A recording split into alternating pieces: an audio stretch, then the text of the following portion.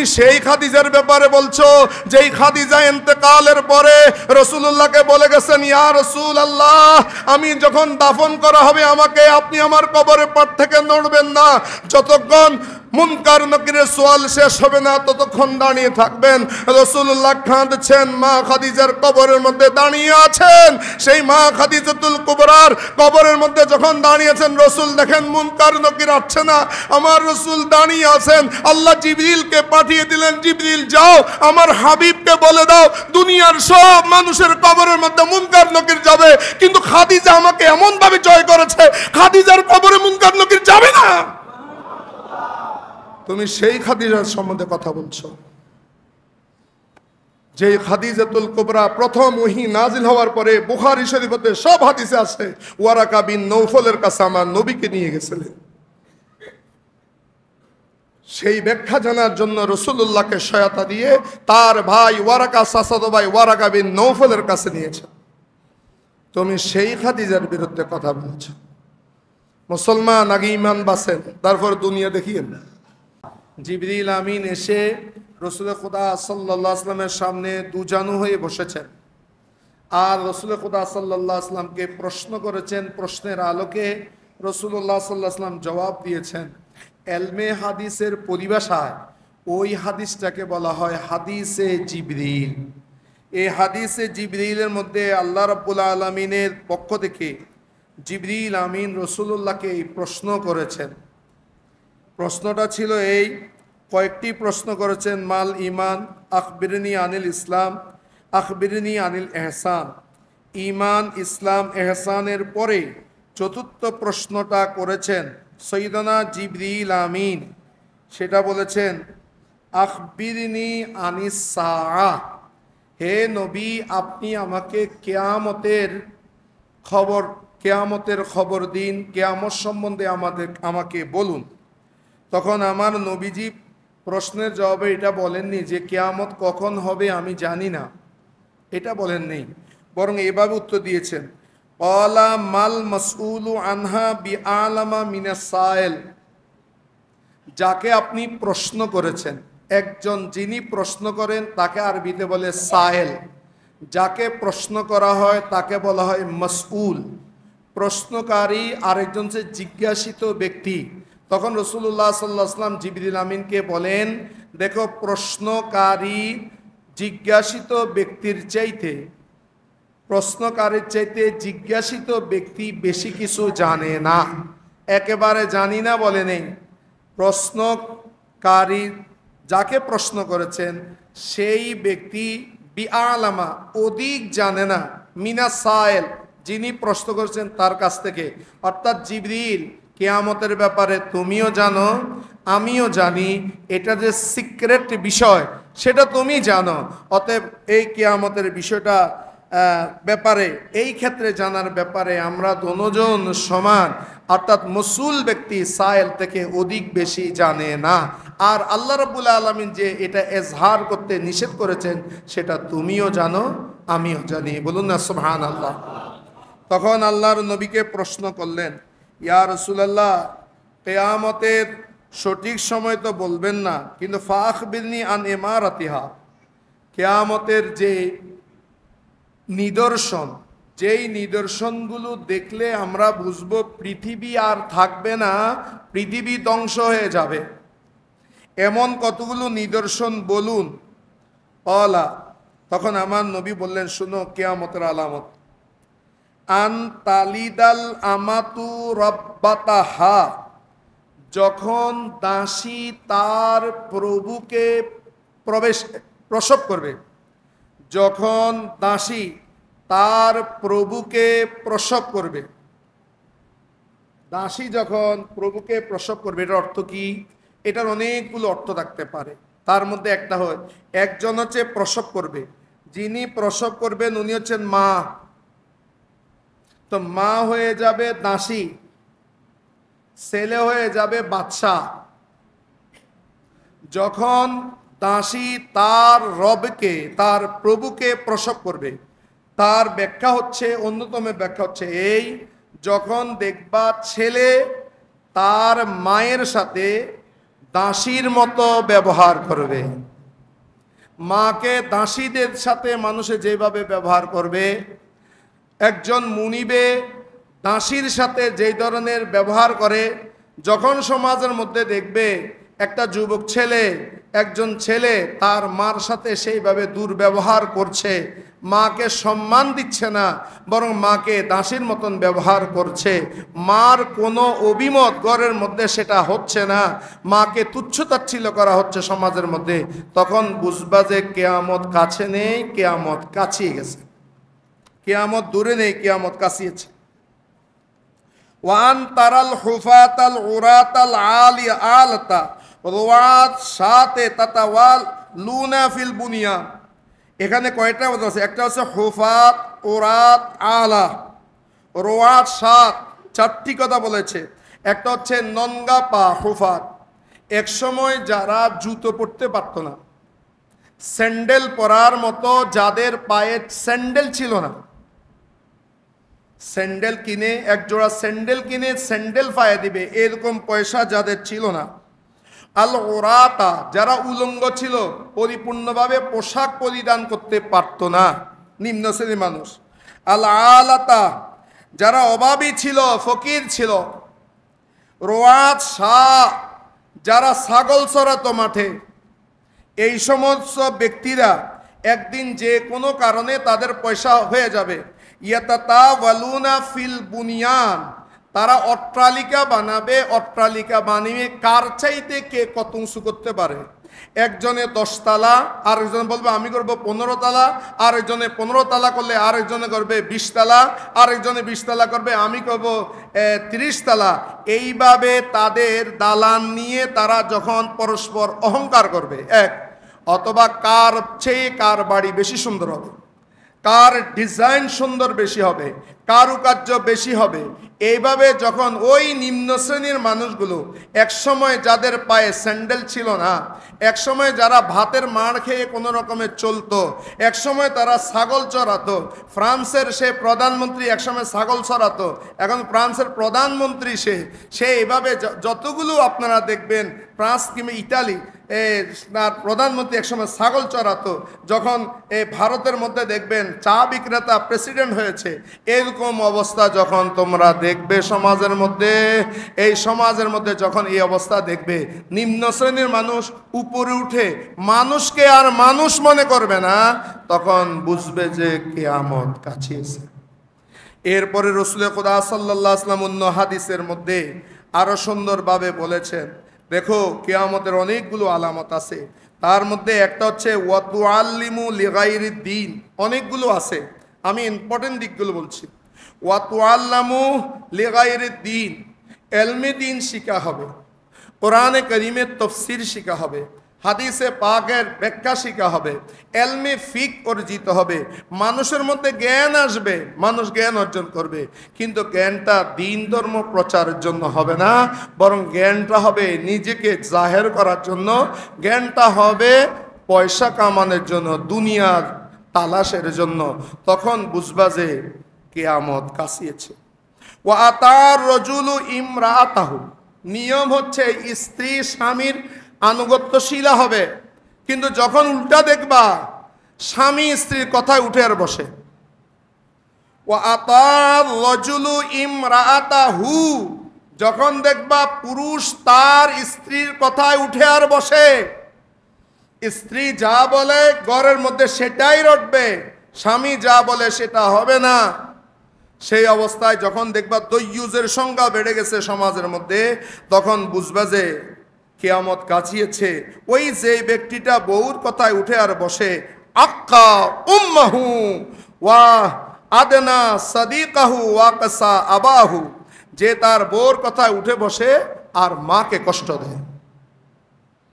ওয়াক্কা উম্মাহু, মাকে কষ্ট দেয়, বউয়ের আনুগত্য করে। ওয়া আদনা সাদিকাহু, ছেলেরা যখন কিশোর গ্যাং করবে, ছেলেরা যখন কিশোর গ্যাং মানে তারা তাদের ওই ভাইয়ের কথায় উঠবে, ব্রাদার, এখন তো ব্রাদার বলে না, ছেলে এখন বলে ব্রোর কথায় যারা চলবে, বড় ভাই যা বলে সেটা, রাজনৈতিক বড় ভাই যা বলে সেটা, বাপকে দূরে ঠেলে দিবে। ওয়াকসা বাহু, বাপকে দুই আনা পয়সার দামও দিবে না, বাপের কথা শুনবে না। কিন্তু বন্ধুরা যখন ডাক দিবে, বন্ধু আসো অমুক জায়গাতে, চলে যাবে কিশোর গ্যাংয়ের কিশোর ছেলেরা, এরা কিশোর গ্যাং করবে। বড় ভাইকে মানবে, বড় ভাইকে মানবে। বড় ভাই মানে আপন বড় ভাই না, তাদের একটা গুরু আছে, ওই গুরুর কাছে মানবে। পুলিশে ধরে গেলে ওই বড় ভাই তাকে ছুড়েই আনবে, ওই বড় ভাইকে হাইজ্যাক মাইজ্যাক করে টাকা জমা দিবে। জমা দেওয়ার পরে বড় ভাই তাদেরকে সেখান থেকে দান দক্ষিণা দিবে। ওই বড় ভাইয়ের পাওয়ার তারা নাচবে, আমি অমুক ভাইয়ের লোক, অমুক গ্রুপের লোক, আমি বল্লা গ্রুপ, আমি রক্তেরা গ্রুপ, আমি টাইগার গ্রুপের লোক, এভাবে নিজেকে পরিচয় দিবে। কিন্তু বাপ থেকে দূরে থাকবে। ওয়াকসা আবাহু, তখন বুঝবা কিয়ামত কাছিয়েছে। ওয়া জাহারাতিল আসওয়াতু ফিল মাসাজিদ, মসজিদে মসজিদে আওয়াজ বেড়ে যাবে।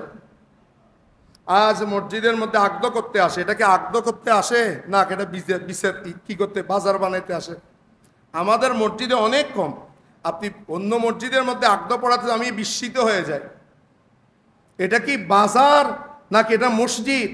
মানুষের বিশেষ করে আগদের মধ্যে দেখবেন আপনারা, কোনো মসজিদের মধ্যে যদি আগদ হয়, যেখানে কথা বলার দরকার নাই সেখানেও বলবে, মসজিদটাকে বাজার বানিয়ে ফেলবে। মসজিদের মধ্যে যখন আওয়াজ বেড়ে যাবে, মানুষ বেশি কথা বলবে এবং মসজিদে কথা বলাটাকে পাপই মনে করবে না। মসজিদের মধ্যে দেদারসে কথা বলবে। মোবাইল আসবে, আমাদের এখানে অনেক তো মোবাইল আসলে মোবাইলে কথা বলে, আয় নওয়াজত আসি একখানা ফরে গেছুন। নামাজের মধ্যে মোবাইল তৈরি বোঝনে বলে যায় নওয়াজত আছে একখানা ফরে, নামাজ থাকবে? মসজিদের মধ্যে আওয়াজ বেড়ে যাবে, এই আওয়াজের মধ্যে একটা মোবাইলের সাউন্ড বাড়ি গেছে। রসুল্লাহ ১৫০০ বছর আগে যেগুলো বলছে সেগুলো। এটা আওয়াজ আসওয়াত বলতে এটা মানুষের কথার আওয়াজ হতে পারে, এটা যান্ত্রিক আওয়াজ হতে পারে, এটা মোবাইলের আওয়াজ হতে পারে। মসজিদের মধ্যে সেরকম আওয়াজ বাড়ে যাবে।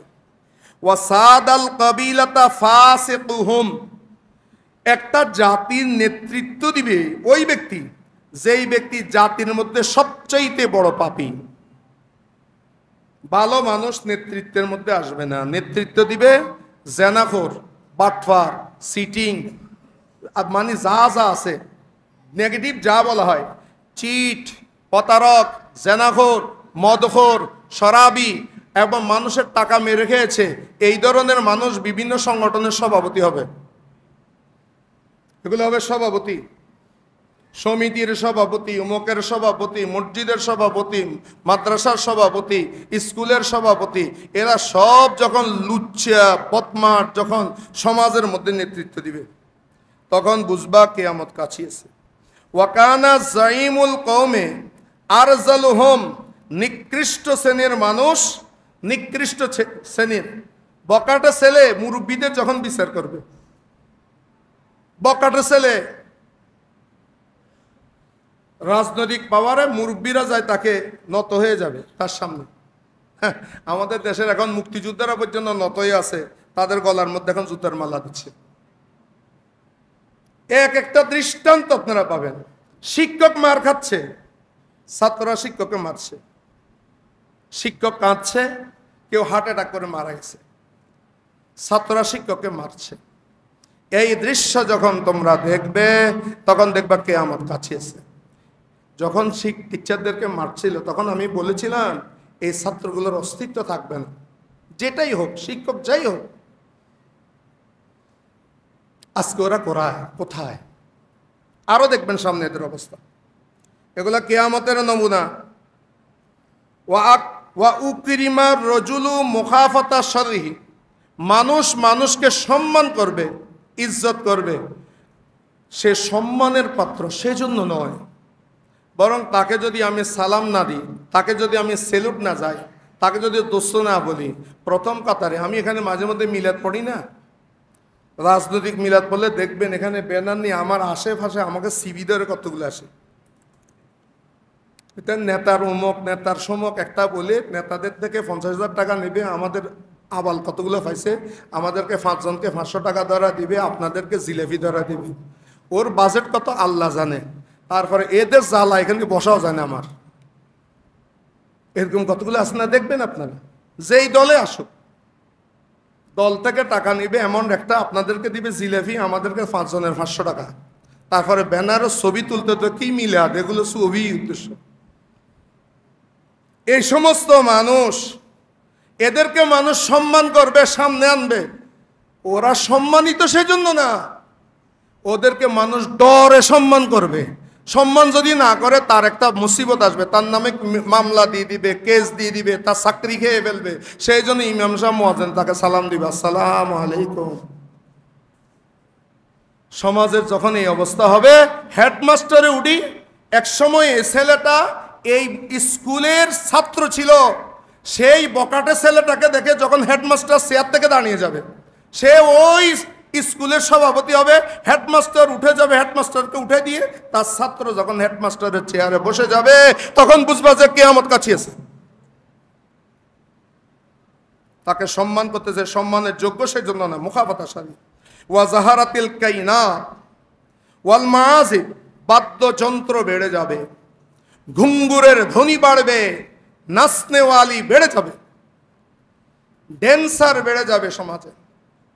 সমাজের মুসলিম মেয়েদের কোনো হায়া থাকবে না, তারা 10 জনের সামনে নাচবে, নিজের শরীরের বিভিন্ন অঙ্গভঙ্গি দিয়ে তারা নাচবে, নুপুর লাগাবে, বড় পুরুষের সামনে তারা দেদারসে নাচবে, এবং নাচ করার তাকে প্রাউড ফিল করবে তারা। ওখানের মধ্যে আবার ফার্স্ট সেকেন্ড থার্ড পুরস্কার আছে, ওটার জন্য বিভিন্ন কোম্পানি তাকে বিভিন্ন লক্ষ লক্ষ টাকা দিবে।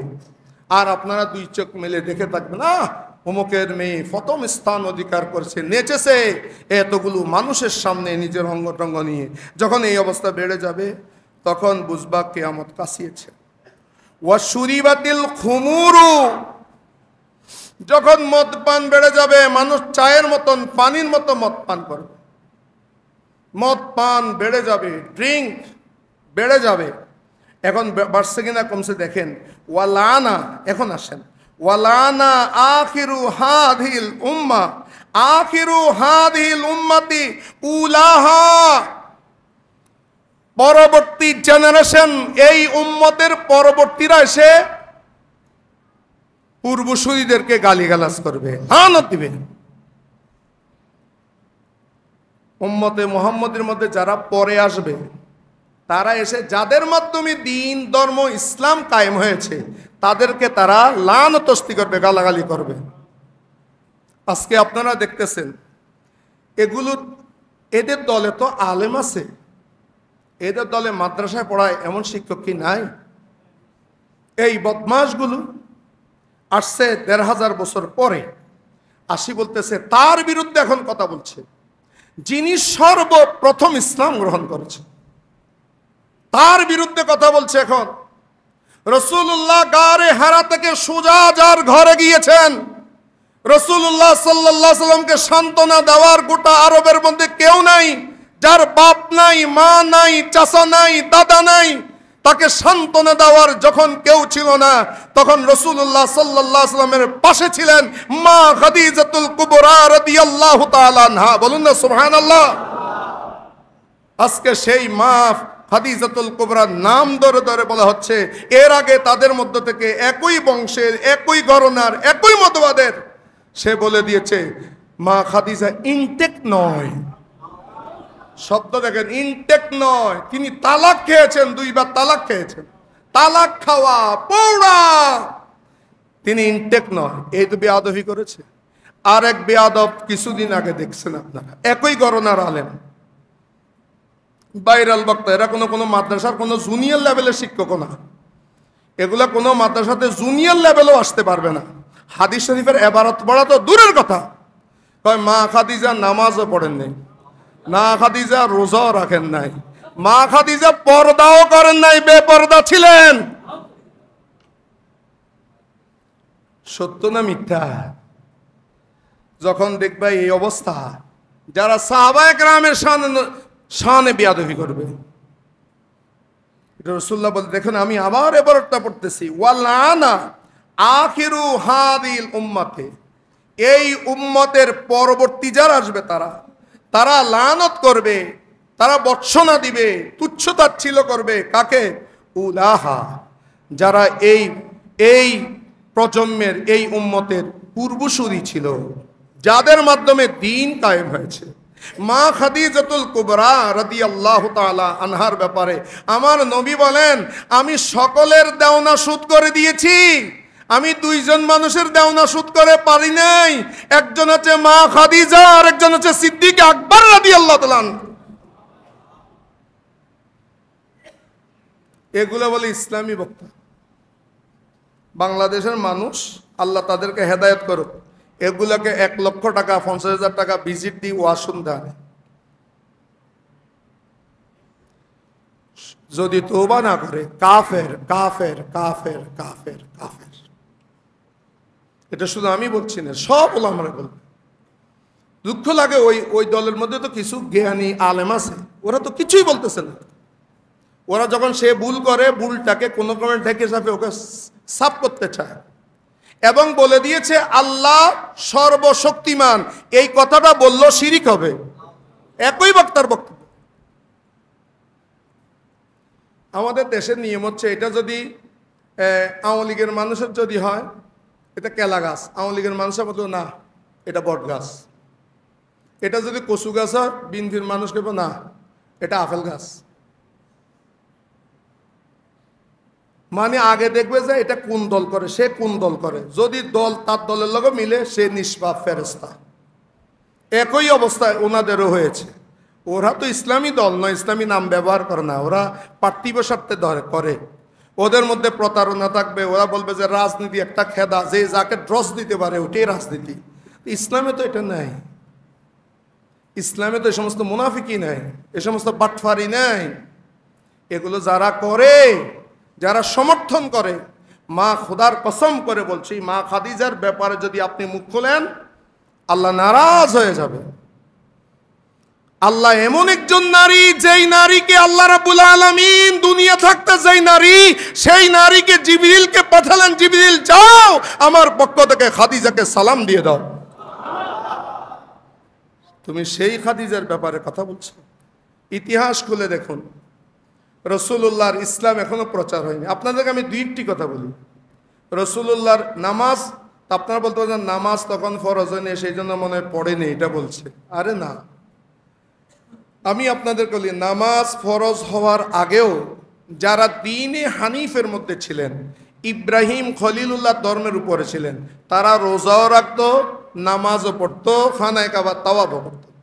রসুল্লাহ সাল্লাল্লাহু আলাইহি ওয়াসাল্লাম মেরাজে যেদিন গিয়েছেন, সেই দিন থেকে নামাজ ফরজ, লাইলাতুল মেরাজ থেকে। এখন আমি আপনাদের কাছে প্রশ্ন করি, মেরাজের রাতের মধ্যে যখন আল্লাহর সাথে তার বন্ধুর দিদার হয়েছে, তখন 5 ওয়াক্ত নামাজ, 50 ওয়াক্তের জাকাত 5 ওয়াক্ত হয়েছে। হযরতে মুসা কলিমুল্লাহ বারবার পাঠিয়েছেন, এগুলো আপনারা জানেন। এখন আমার কথা হলো যে রাসূলুল্লাহ প্রথম সুবহানাল্লাযী আসরা বিআবদিহি লাইলাম মিনাল মাসজিদিল হারামি ইলাল মাসজিদিল আকসা, মসজিদে হারাম থেকে মসজিদে আকসা এসেছেন।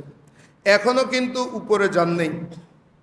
তো মসজিদে আকসার মধ্যে নবীরা সকলে আমার নবীর পিছনে নামাজ পড়েছেন কিনা একটু বলেন? পড়ছেন? কয় রাকাত পড়ছেন? ওই 2 রাকাত কিসের নামাজ ছিল? নামাজটা কোনো ফরজ হয়নি। তাহলে ফরজের আগে কি নামাজ ছিল না? বলেন, ফরজের আগে নামাজ ছিল কিনা? আরে বেকুব চন্দ্র, এটা শিখি আসে। হযরতে রসুল খুদা সাল্লাল্লাহু আলাইহি ওয়াসাল্লামের দাদা যান রসুল্লাহর যেদিন জন্ম হবে, মিলাদুন নবী হবে, সেই দিন খানায়ে কাবাতে গিয়েছেন। তো ভোর রাতে দেখছেন খানায়ে কাবার একটা মেহরাব মা আমেনার ঘরের দিকে ঝুঁকে গিয়েছে। তো এখন হযরতে খাজা আব্দুল মুত্তালিব রসুল্লাহর দাদা খানায়ে কাবাতে কেন গেছেন? নামাজ পড়তে জানলেন। যখন আব্রাহা যখন খানায়ে কাবা ধ্বংস করতে এসেছে, তখন রসুল্লাহর দাদা যাই আল্লাহকে বলেনি, আল্লাহ তোমার ঘর তুমি রক্ষা করো। ওরা কি আল্লাহকে মানতো না? সেই মা খাদিজাতুল কুবরা রাদিয়াল্লাহু তাআলা আনহা তাদের মধ্যে একজন অন্যতম নারী ছিলেন। বলুন না সুবহানাল্লাহ।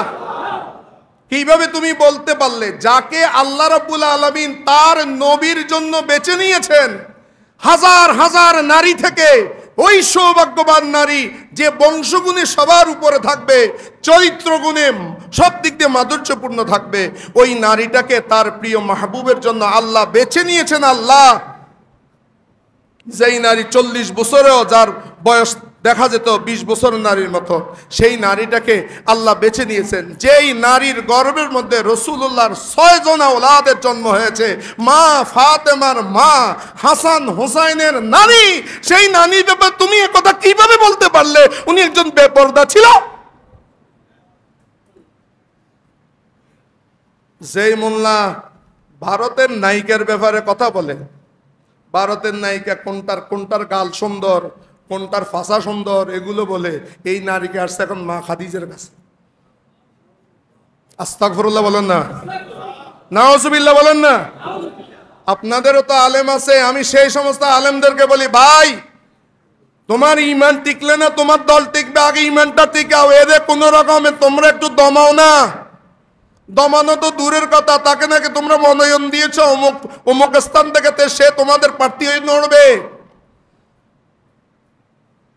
ঈমান থাকবে না, খবরদার মুসলমানরা। আজকে এই কথাগুলো আমি বলতে চাইনি, পরে আবার চিন্তা করি আমি যদি এটা না বলি,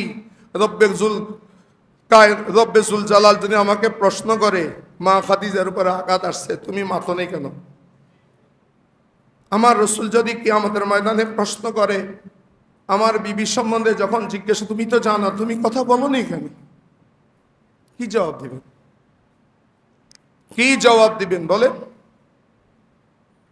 আস্তাগফিরুল্লাহ আলিয়াজ বিল্লাহ। একটা চলে গেছে বলে ইনটেক নয় বলি, সে আরেক দেশে চলে গেছে, আবার জাগা মতায় বসবে। এইগুলো চলতেছে। খবরদার, রাসূলুল্লাহ বলেছে যখন এই আখির উম্মত আসি যাদের মাধ্যমে দিন ধর্ম কায়েম হয়েছে, মা খাদিজা ইন্টারন্যাশনাল ব্যবসায়ী, যত সম্পদ ছিল সমস্ত সম্পদ ইসলাম কায়েমের জন্য আমার নবীর দরবারে কুরবান করে দিয়েছেন। আজকে তুমি সেই মা খাদিজাতুল কুবরার কথা বলছো। যখন রাসূলুল্লাহকে পাথরে আঘাত করে জর্জরিত হয়ে রাসূলুল্লাহ রক্তাক্ত, সেই রক্ত মুছার জন্য কেউ ছিল না, তখন মা খাদিজাতুল কুবরা নিজের আঁচল দিয়ে রাসূলুল্লাহর খুন মুবারক মুছতেন আর আমার নবীকে সান্ত্বনা দিতেন। তুমি আসছো আজকে যখন আরবের মধ্যে দুর্ভিক্ষ দেখা দিয়েছে, সেই দুর্ভিক্ষের সময় রাসূলুল্লাহর কাছে সম্পদ বিলিয়ে দিলেন আর বললেন, ইয়া রাসূলুল্লাহ আটা নিয়ে আসুন।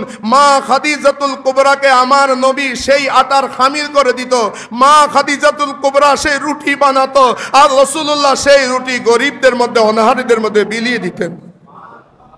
তুমি সেই খাদিজার ব্যাপারে বলছো, তুমি সেই খাদিজার ব্যাপারে বলছো যেই খাদিজা ইন্তেকালের পরে রাসূলুল্লাহকে বলে গেছেন, ইয়া রাসূলুল্লাহ আমি যখন দাফন করা হবে আমাকে আপনি আমার কবরের পার থেকে নড়বেন না, যতক্ষণ মুনকার নাকিরের সওয়াল শেষ হবে না ততক্ষণ দাঁড়িয়ে থাকবেন। রাসূলুল্লাহ কাঁদছেন, মা খাদিজার কবরের মধ্যে দাঁড়িয়ে আছেন। সেই মা খাদিজাতুল কুবরার কবরের মধ্যে যখন দাঁড়িয়েছেন, রাসূল দেখেন মুনকার নাকির আসছে না, আমার রাসূল দাঁড়িয়ে আছেন। আল্লাহ জিবরিলকে পাঠিয়ে দিলেন, জিবরিল যাও আমার হাবিবকে বলে দাও দুনিয়ার সব মানুষের কবরের মধ্যে মুনকার নাকির যাবে, কিন্তু খাদিজা আমাকে এমন ভাবে জয় করেছে, খাদিজার কবরে মুনকার নাকির যাবে না। তুমি সেই খাদিজার সম্বন্ধে কথা বলছো, যে খাদিজাতুল কুবরা প্রথম ওহী নাজিল হওয়ার পরে বুখারী শরীফে সব হাদিসে আছে, ওয়ারাকা বিন নৌফলের কাছে আমার নবীকে নিয়ে গেছিলেন। সেই ব্যাখ্যা জানার জন্য রাসূলুল্লাহকে সহায়তা দিয়ে তার ভাই ওয়ারাকা, চাচাতো ভাই ওয়ারাকা বিন নৌফলের কাছে নিয়েছে। তুমি সেই খাদিজার বিরুদ্ধে কথা বলছো। মুসলমান আগে ইমান বাঁচেন, তারপর দুনিয়া দেখিয়েন।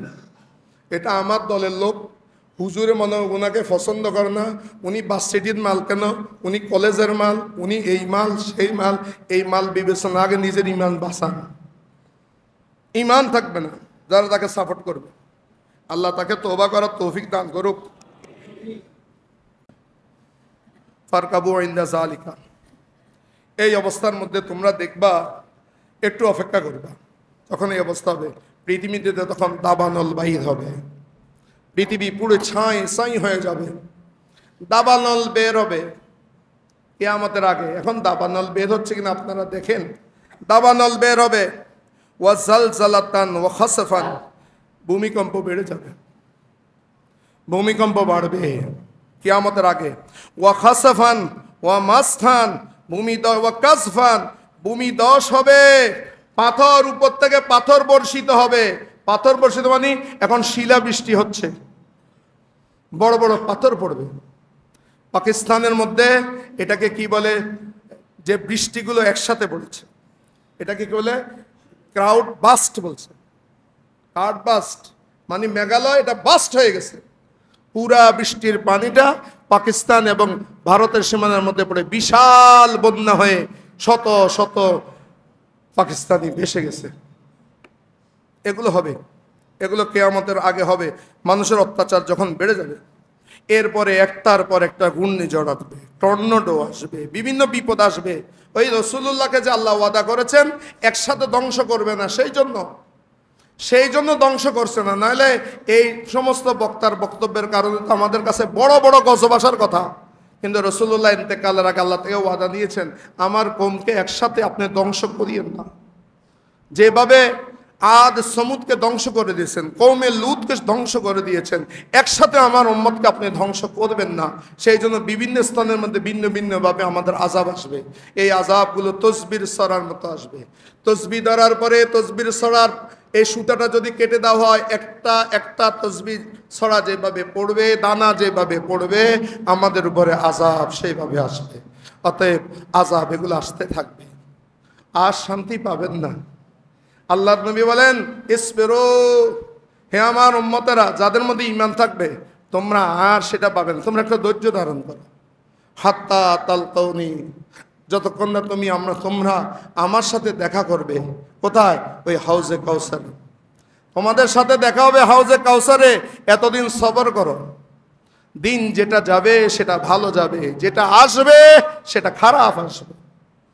আমরা কোনো আলেমের চরিত্রে জীবনে কোনোদিন এই ধরনের কথা, কোনো আলেম যেই ঘরানার আলেম হোক, সেটা সুন্নি হোক, সেটা শিয়া হোক, সেটা ওয়াহাবি হোক, সেটা কওমি হোক, সেটা লামাযাবি হোক, কারো জবানে নাউজুবিল্লাহ এই ধরনের কথা শুনিনি যেটা এখন আমরা শুনতেছি। আল্লাহ সকলকে হেফাজত করুক। আল্লাহ আমাদের ঈমান আমল আল্লাহ আমাদেরকে ধরে রাখার তৌফিক দান করুক, এবং এই সমস্ত জালেমদেরকে আল্লাহ হেদায়েত দান করুন। ওয়া আখিরু দাওয়া